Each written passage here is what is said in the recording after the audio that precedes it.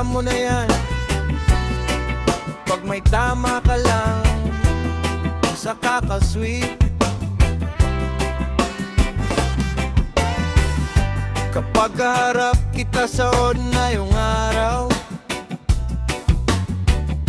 parang ang lamig mo, bihira kang umiti. Minsan nga'y parang wala akong kasama, tahimik ka lang at laging seryoso. Pero kapag gabi at may konting tagay, bigla kang lumalapit at yumayakap. Kung anong lambing ang sinasabi mo, parang ibang tao ang nakikita ko. Bakit ba kang guhani, aking mahal? Kapag may tama sa kakalang tumatapat, gusto ko sanang marinig araw-araw ang mga salitang galing sa puso mo. Paglasing dun ka lang, malambing, dun mo lang ako laging hinahanap. Kapag umaga na at wala nang tama, parang hindi mo ako nakikita. Paglasing dun ka lang, malambing, puro yakap at puro lambing. Sana kahit walang alak sa katawan, ako pa rin ang laman ng isipan.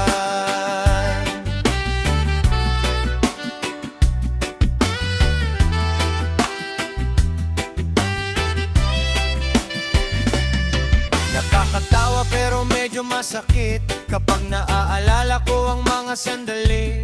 Sa isang bote mo lang na ilalabas ang pagmamahal na gusto kong maramdaman. Hindi ko kailangan ng mamahaling bagay, ninanging grandeng sorpresa sa buhay. Konting lambing mo lang sapat na sana, kahit sa simpleng araw nating dalawa. Oh, oh, sabihin mo sa akin ang harapan. Oh, hindi lang kapag may inuman, kapag may tama ka, todo ang sweet talk. Text mo non-stop hanggang madaling araw, pero paggising mo parang walang nangyari. Ako naman ang nalilito sa sarili. Hindi ko hinahanap ang alak sa baso, kundi ang tunay mong damdamin sa puso. Kung mahal mo ako, sabihin mo ng malinaw, hindi yung sa tagay mo lang nalalaman. Paglasing dun ka lang, malambing, dun mo lang ako laging hinahanap. Kapag umaga na at wala nang tama, parang hindi mo ako nakikita. Paglasing dun ka lang, malambing, puro yakap at puro lambing. Sana kahit walang alak sa katawan, ako pa rin ang laman ng isipan. Reggae vibes sa ilalim ng buwan. Kung mahal mo ako, iparamdam mo naman.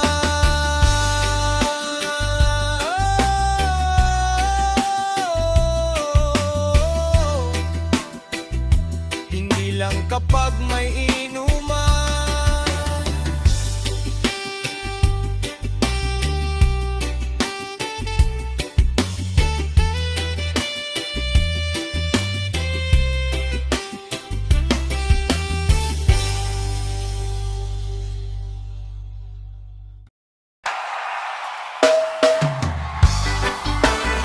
Yeah. Reggae vibes mga pare, para sa mga mister na may CEO sa bahay. One love. Tuwing umaga ako ay maagang bumabangon, kape at pandesal agad ang baon. Sabi ni Mrs. mahal pakisuyo naman, ako naman agad opo ang kasagutan. Kapag may lakad kasama ang tropa, kailangan mo nang humingi ng pahintulot sa kanya. Hindi dahil sa takot o sa kung ano man, respeto lang sa reyna ng tahanan. Sabi ng barkada, pare under kaya tang humingiti lang ako at natatawa, dahil alam kong mas payapa ang buhay kapag marunong kang makisabay. Oo, under kay Mrs. pero okay lang, masaya naman ang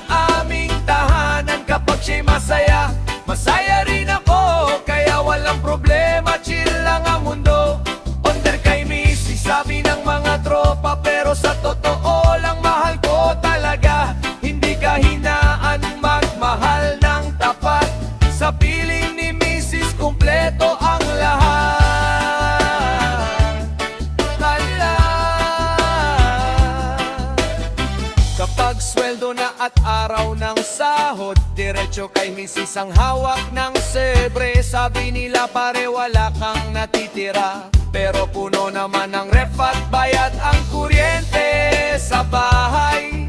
Siya ang budget queen ng aming pamilya. Alam ang dapat at hindi dapat gastusan, kaya kahit minsan ako'y natutokso,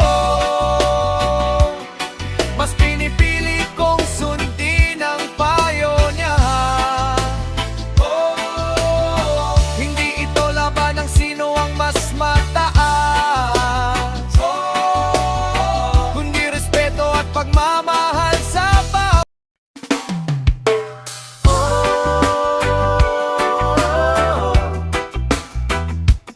Reggae vibe, kwentong kanto para sa mga mister na napasobra sa tagay. Pakinggan nyo to! Biyernes ng gabi, kasama ang tropa. Sabi ko kay misis, sandali lang talaga. Isang bote, naging dalawa, tatlo pa. Hindi ko na malayang hating gabi na pala. Masaya ang kwentuhan, masaya ang tugtugan. Akala ko'y mahaba pa ang inuman. Biglang tumunog ang cellphone sa bulsa. Pangalan ni misis ang nakita ng mata. Sabi niya, mahal, anong oras na? Kanina pa kita hinihintay dito sa bahay. Ramdam ko agad ang kanyang tono. Alam kong tapos na ang saya ko. Pinauwi ni misis galing sa inuman. Kahit masaya pa ang kwentuhan, wala akong nagawa kundi tumalima. Dahil si misis pa rin ang boss sa bahay namin. Pinauwi ni misis, wala nang palag. Kahit tropa ko'y napatawa sa sagot. Sabi ko, mga pare, hanggang dito na lang. Baka sa sofa ko matulog mamayang gabi naman. Habang naglalakad pauwi sa daan, iniisip ko na ang aking paliwanag.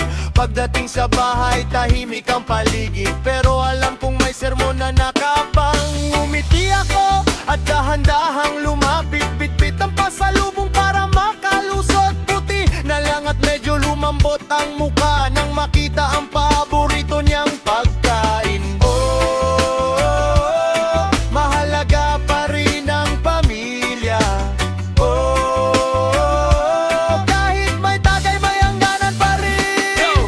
Mga pare, tandaan nyo ang bilin. Kapag may asawa, wag masyadong magpahuli. Hindi masama ang minsang kasiyahan, basta alam mo pa rin ang iyong hangganan. Respeto kay misis, respeto sa tahanan. Yan ang sikreto ng maayos na samahan. Kaya kapag tumawag at pinauwi ka na, ngumiti ka na lang at umuwi ng pusa. Pinauwi ni misis galing sa inuman. Kahit masaya pa ang kwentuhan, wala akong na... Yeah, yeah. Reggae vibe sa gabing tahimik. Kwento ito na isang mister na may asawang mas matapang pa sa kanya. Hahay!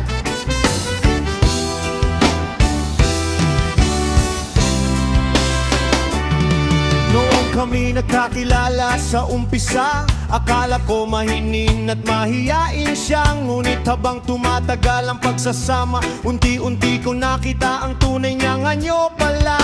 Kapag may problema siyang nauuna, hindi natitinag kahit gaano kalala. Ako'y nag-iisip pa ng dapat gawin. Siya'y may plano na bago pa man magsalita. Kapag may kumakatok na unos sa bahay, siya ang unang humaharap sa laban.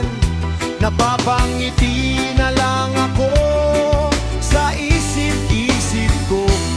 Bakit parang siya ang sundalo at ako ang reserva?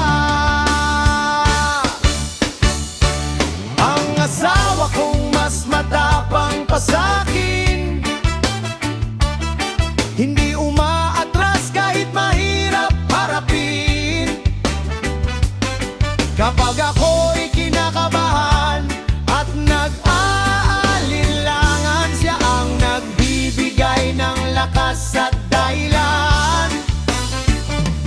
Ang asawa kong mas matapang pa sa'kin, pero sa puso niya ay lambing pa rin. Sa bawat pagsubok na dumarating, kasama ko siyang lumalaban at tumaawit. Kapag may ipis, ako pa ang napapatalon. Siya ba ang tatawa habang hawak ang walis doon? Kapag may bagyo at malakas ang ulan, siya pa ang unang nag-iikot sa bakuran. Sabi ng mga tropa, pare-astig si Mrs. Sagot ko naman, siya ang inspirasyon ko. Hindi lahat ng bayani ay may kapat. Minsan nakadaster lang at may hawak na tsinelas pa.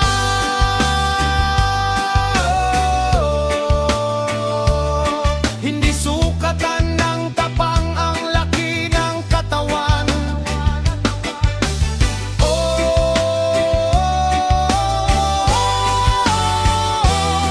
Nasa puso ito at sa paninindigan.